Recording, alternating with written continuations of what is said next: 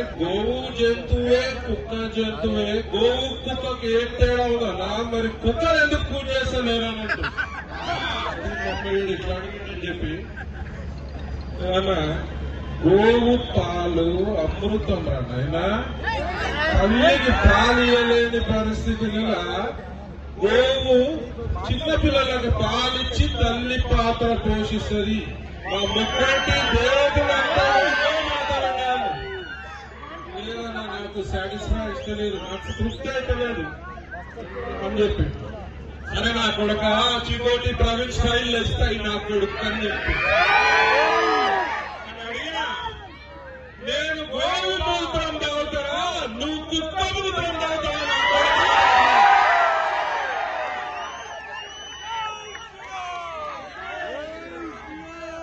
నేను గోపెండతోటి నా ఇల్లు అలుగుతా, నువ్వు కుక్కలతో అలుగుతావా?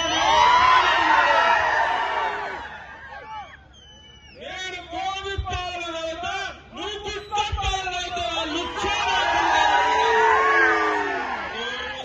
కొడుకు మొఖం లేదు, వాడు భయపడుతున్నాడు. ఇంతకుముందు భయం లేకపోతుండే నోటికి వచ్చినాడు మాట్లాడుతుండే, అలా భయంలో పడ్డారు. జహర్ పీతా అంటారు, జహర్ లగాతా అని చెప్పి మాట్లాడుతున్నాడు. వాళ్ళకంటే జైలులో ఉంటారా కవి? అయితే वो अमेज़न फॉरेस्ट में मेंढक रहता, कप्पा मेंढक रहता, पूरा जहरीला भर के रहता, उसको छुए तो जहर लग जाता। वो मेंढक का जहरीला मेंढक का बेटी आके बोली करते माँ हमारे उतना जहरीला कोई भी नहीं है मेंढक, बोली करते छोटा मेंढक।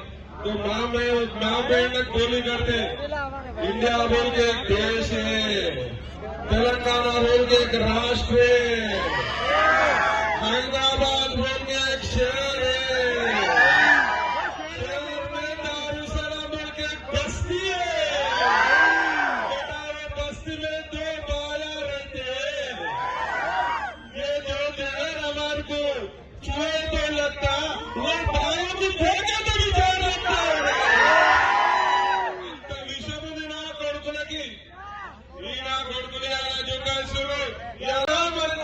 బతికి బయట పడతారని చెప్పి సభాముఖంగా నేను తెలియజేస్తున్నా.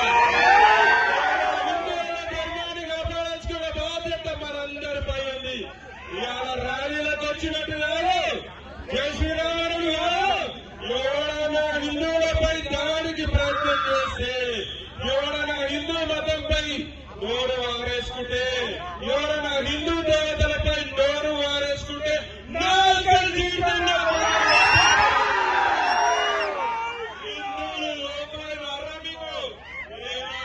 హిందువులపై మాట్లాడడానికి ధైర్యం రావద్దు. దీనికి అందరం మనము ఒక ఐకమత్యంగా ఉండాలి. హైదరాబాద్ అంటేనే శపథం చేసుకుంటా. ఎవరు కూడా మనం ఎవరు ధర్మంలోని పోం, మనం ఎవరు కులంలో మతంలోని పోం. ఆదోనికి వస్తే మాత్రం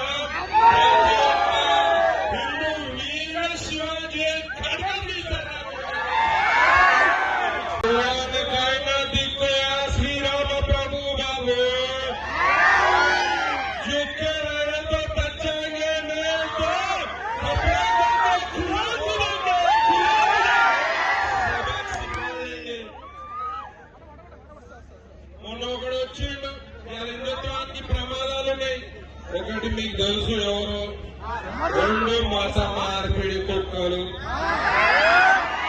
ఈ కొడుకులతో పరిశాలు ఉందంటే మూడో కొడుకులు తయారయ్యారు, నాస్తిక నా కొడుకు.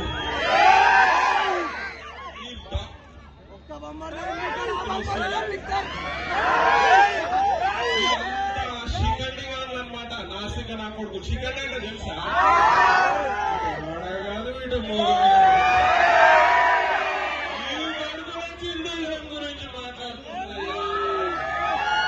సమస్య లేని ఇల్లు ఉండదు, పరిష్కారం లేని సమస్య ఉండదు. బంధాలు గొప్పవి, బాధలు చిన్నవి. మీ సమస్యని మేము పరిష్కరిస్తాం. రండి, మాట్లాడుకుందాం.